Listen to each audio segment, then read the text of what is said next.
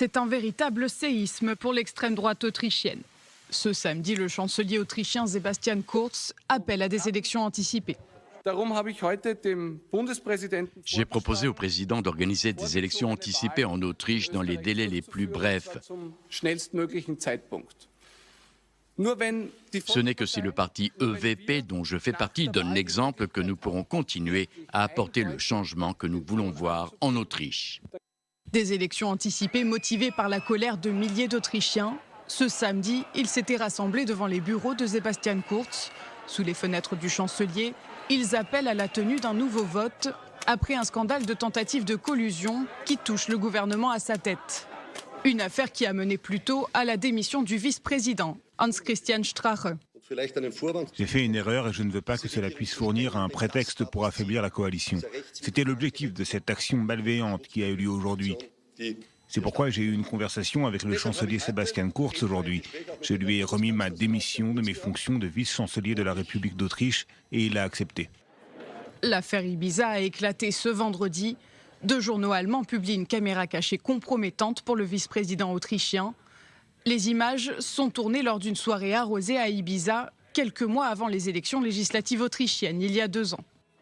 Hans-Christian Strache, chef du parti nationaliste FPE, est assis sur un canapé aux côtés d'une femme qu'il croit liée à un oligarque russe.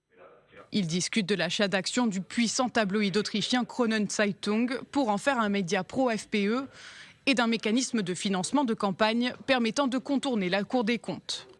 Le chef du groupe parlementaire nationaliste FPE, Debout, traduit les propos du vice-chancelier.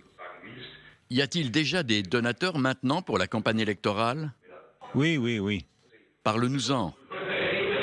Vous devriez traduire, oui, il y a quelques personnes très riches, ils payent entre 500 000 et 1,5 million à 2 millions. Maintenant, pour l'élection ? Oui. Ils ne feront pas de paiement au parti, mais à une association d'intérêt public. Il faudra que tu m'expliques ça, une association. Oui, je l'ai déjà expliqué avant. Vous devez expliquer que cela ne sera pas vu par la Cour des comptes. Les donateurs que nous avons sont pour la plupart des idéalistes qui veulent des réductions d'impôts. Une mise en scène apparemment destinée à faire tomber le vice-président autrichien. Celui-ci a nié avoir commis le moindre acte répréhensible et dénonce un attentat politique ciblé. Ce tremblement de terre politique porte un grand coup au FPE, l'une des formations nationalistes les plus influentes de l'Union européenne, aux côtés des mouvements de Matteo Salvini en Italie et de Marine Le Pen en France. Celle-ci a d'ailleurs refusé de condamner son homologue autrichien du FPE.